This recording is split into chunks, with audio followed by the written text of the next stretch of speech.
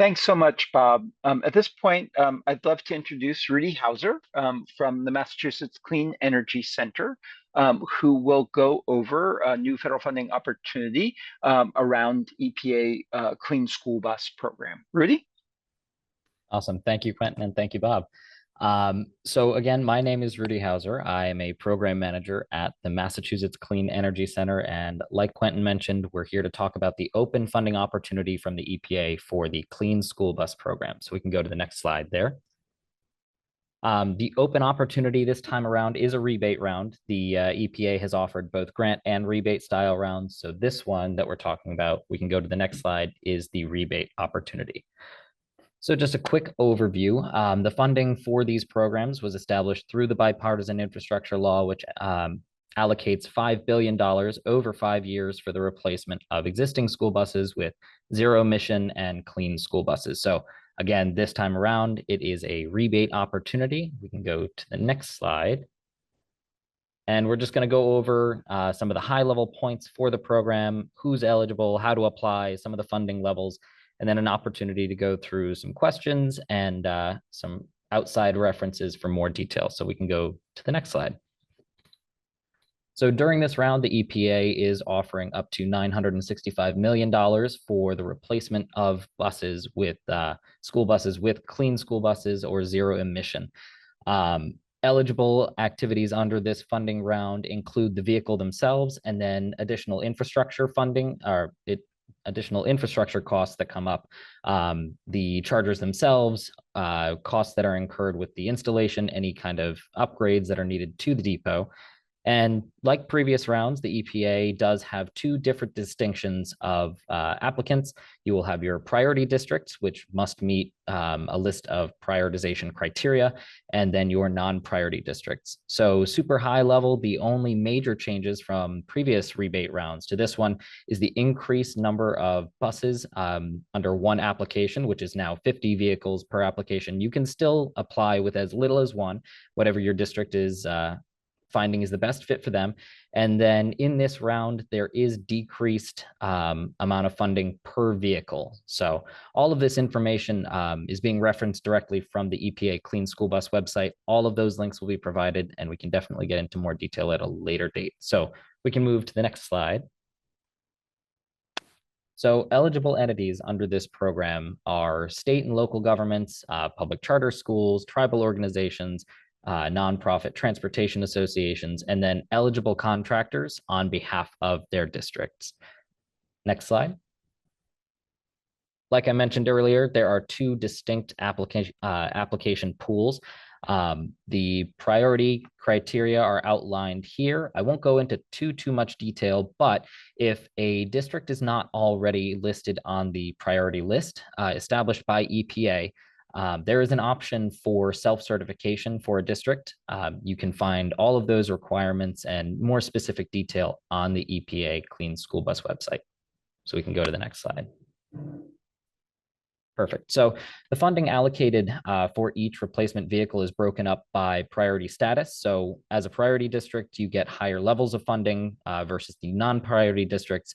But then they're also broken up based on the replacement vehicle type, the size, the class, and then the propulsion style. So your highest levels of funding are going to be allocated for zero emission or battery electric school buses, and then compressed natural gas after that, and propane. Obviously, based on this here, the higher levels of funding are going to be allocated for larger vehicles, and the minimum weight rating for a vehicle to be eligible for replacement is 10,001 pounds.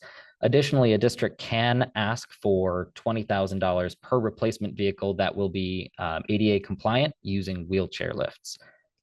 So there are more details specifically on some of the breakdown of funding on the website. We can go to the next slide. So this program is designed to be a replacement program, not adding to the fleet size. So EPA is prioritizing replacements for 2010 or older diesel vehicles. If a district, for whatever reason, does not operate a vehicle that old or older, you can, however, replace newer vehicles. So 2011 can be diesel, gasoline, propane, or compressed natural gas. The only caveat being that the 2010 and older has to be replaced first. And those vehicles are eligible to be replaced by propane, natural gas, and battery. But anything 2011 and newer has to be replaced with a battery electric vehicle. Next slide, please. So for the infrastructure part of this that counts as eligible funding, it's everything basically on the customer side of the meter. So anything for the utility, when they have to upgrade any of the distribution network, transformer on site, if there are capacity load issues, those are non-eligible costs. They still may incur costs on the throughout the duration of the project, should the utility have to update any of that to accommodate electric vehicles. But under this program, you can apply anything between basically the meter and then the bus itself. So specifically here, they reference the charging stations, panels, battery electric storage systems, and then integration with any kind of renewable power generation on site. So there are a couple different options for the eligible expenses. If we go to the next slide, these are some more of the specific details on the eligible infrastructure pieces. I do want to call out, not mentioned here, any kind of workforce, workforce learning, teaching documents, all of that is an eligible expense. Any labor incurred for, workforce training is also eligible. All right, we can go to the next slide. So now that we know who is eligible and the different parts and pieces of the project that are eligible, we can go to the next slide. This is how to apply. So all of the resources that you could possibly need about, understanding what the district needs to prepare as far as detail and what the application is going to require is all listed on the Clean School Bus website. You're definitely going to want to gather all of that information ahead of time. There is only one place to submit your application, and it is through sam.gov. So we recommend that your organization makes sure that their registration is up to date.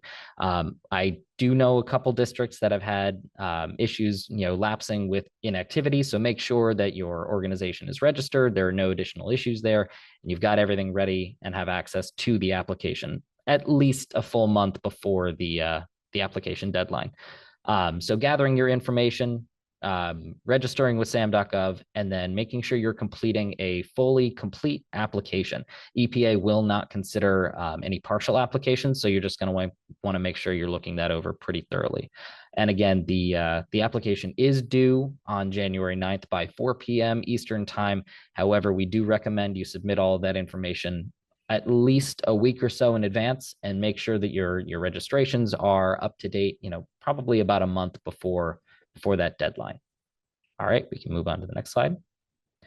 So since the program is opened on September 26th, we are in a stage where the EPA is doing a couple webinars on program specifics, giving some really great information on the different information that districts should be considering, some of the larger implications of deploying electric vehicles, and kind of working through the process with some case studies and lessons learned.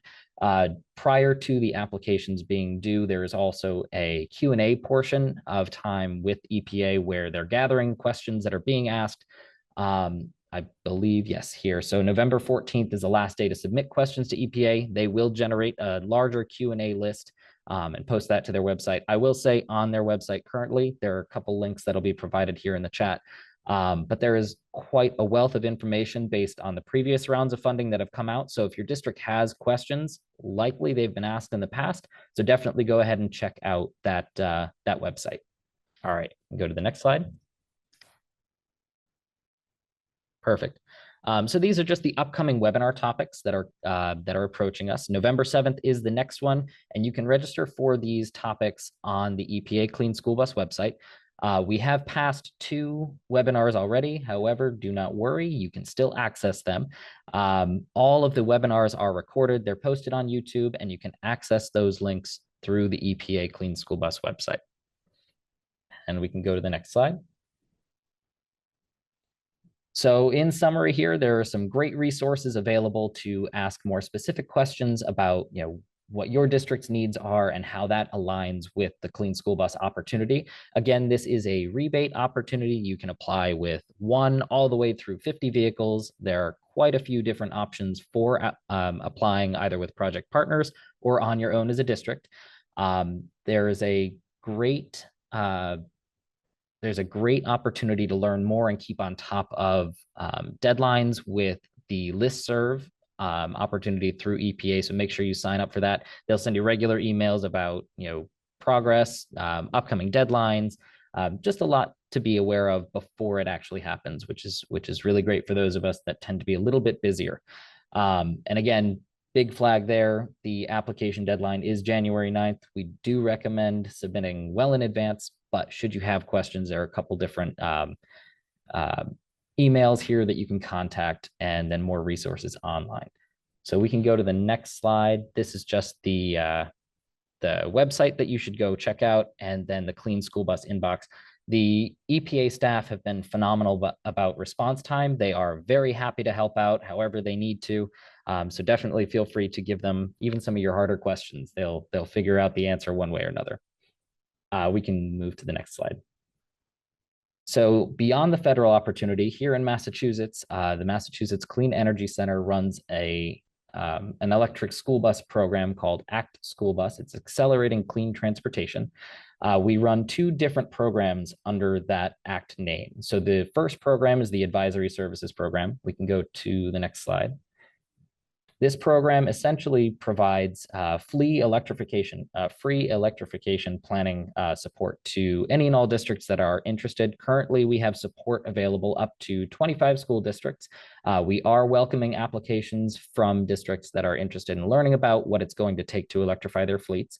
Again, completely free opportunity for any and all districts. We go through with a technical advisor any feasibility designs, we analyze your site, we look at different financial models for procurement and operations. It's really designed to be a turnkey analysis of what it's going to look like to electrify your fleet. So really a great opportunity for districts that want to do some prior planning, may not have a whole lot of information before going into the program, but at the end of the program, we basically give you a report that details every single part of the process for electrifying your fleet. So we can go to the next slide quick. Perfect. So the other arm of that program is the fleet deployment program. So in the past, a Mass Clean Energy Center has offered complementary state funding and technical assistance for the deployment aspect. Basically, districts that are coming into our program already with federal funds, likely from the EPA Clean School Bus or DERA programs, we basically offer complementary funding and the technical assistance to help make sure that those deployments are 100% successful. While we don't have a round of complementary funding at this time for the 2024 EPA rebate, we do anticipate being able to support in one way or another. So at the very least, districts should feel free to register for our advisory services program so we can help make sure that anybody that's coming in with federal funds already allocated can definitely deploy those school buses. So we can go to the next slide real quick. This is just some of my contact information, contact for our program at MassCEC. And beyond this presentation here, all the slides will be provided. There are a myriad of links that are coming through the chat, very, very helpful resources.